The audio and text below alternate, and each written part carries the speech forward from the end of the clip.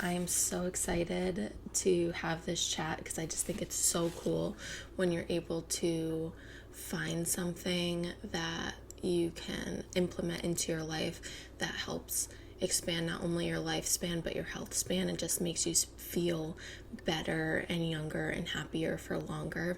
So today we're talking about sauna.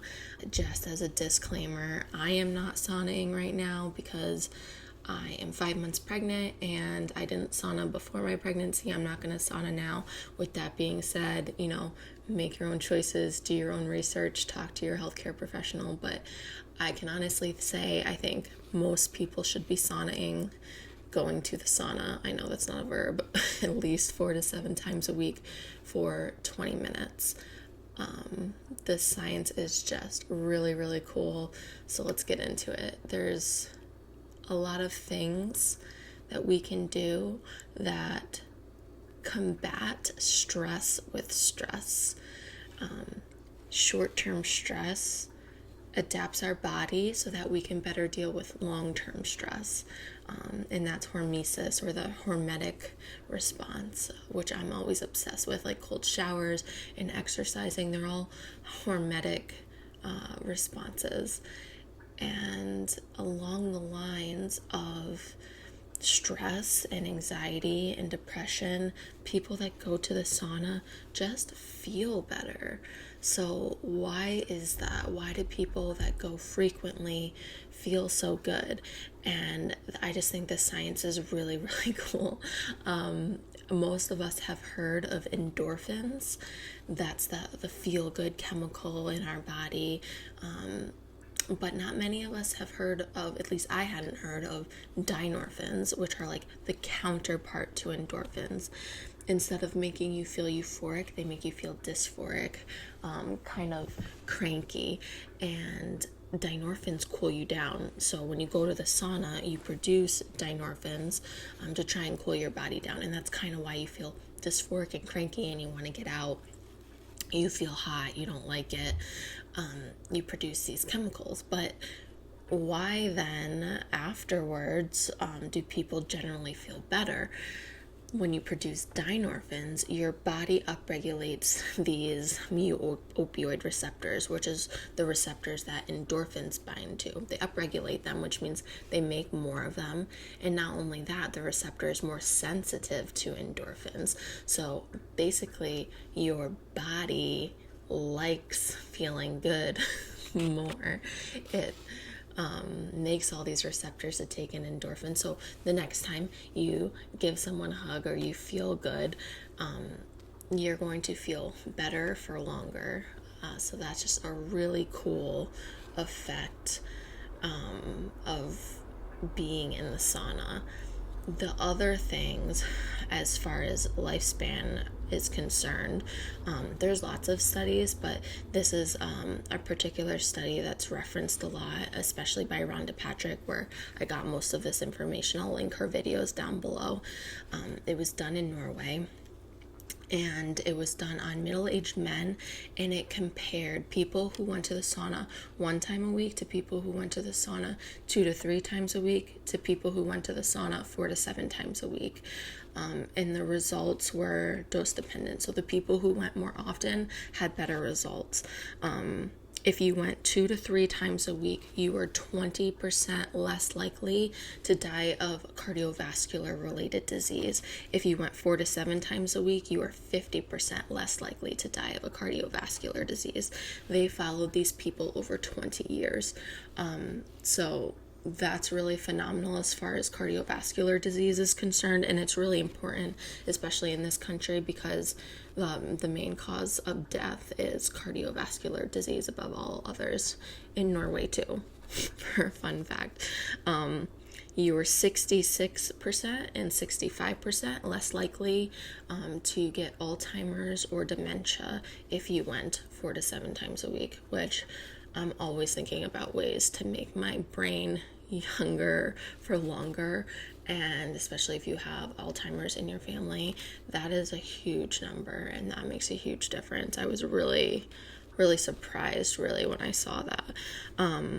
there's a 40% decrease risk to die from all causes. Now, these are considering confounding factors. So they considered amount of exercise, obesity, diet. They considered all of these things. So these numbers really reflect sauna use and the effect of sauna use. So that's a really, really phenomenal.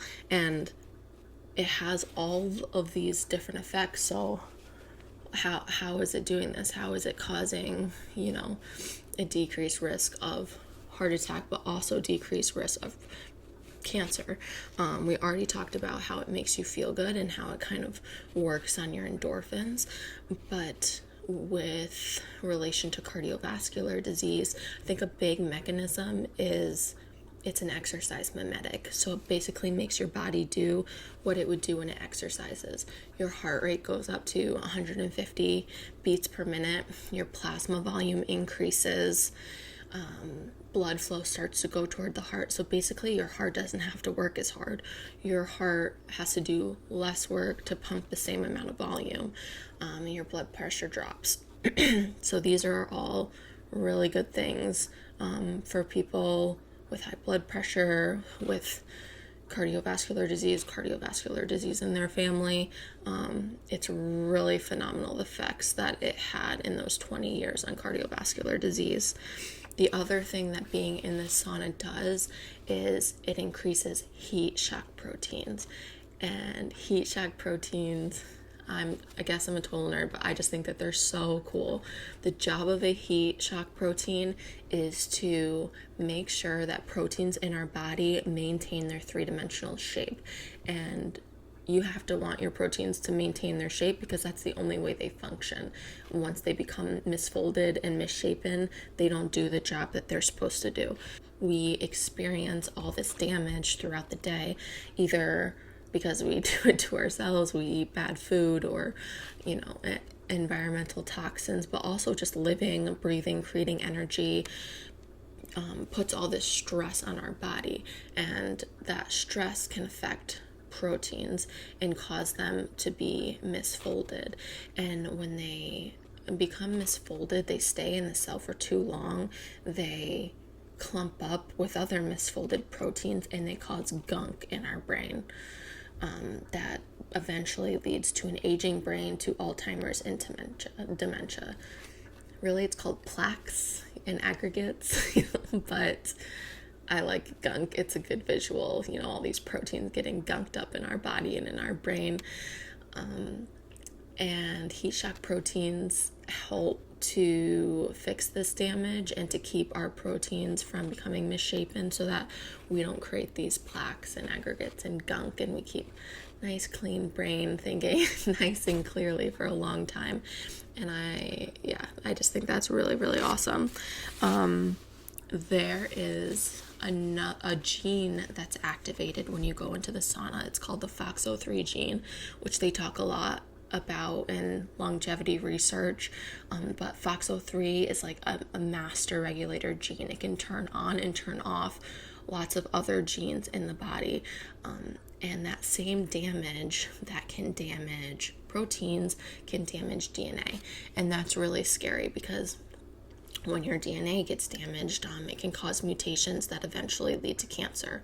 So the FOXO3 gene can turn on other genes that can cause DNA repair and basically fix our DNA before it can ever become cancerous.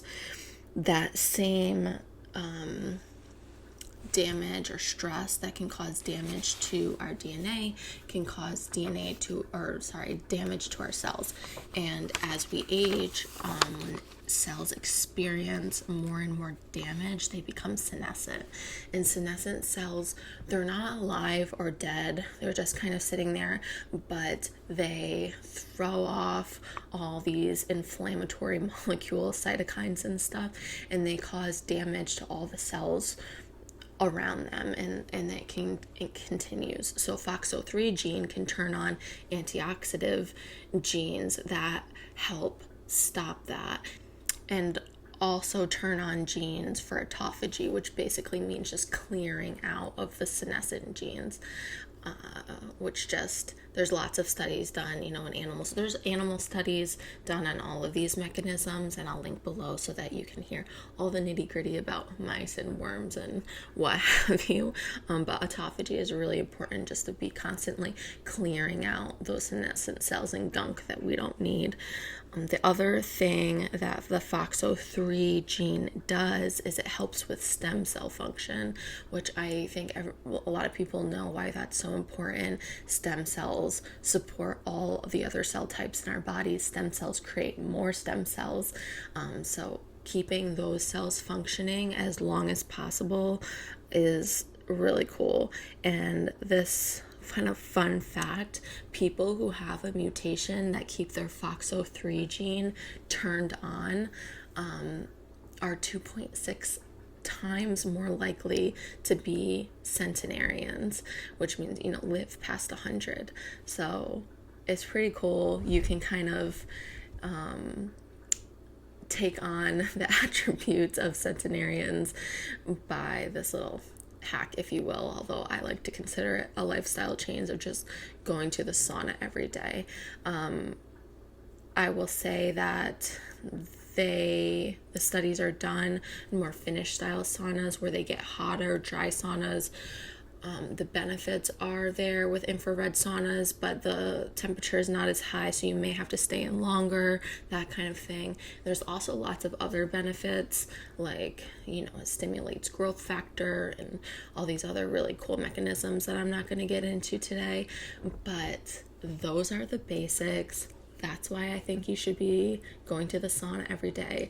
I definitely will be starting in a few months. I hope you guys like this video. I'll talk to you tomorrow. Bye.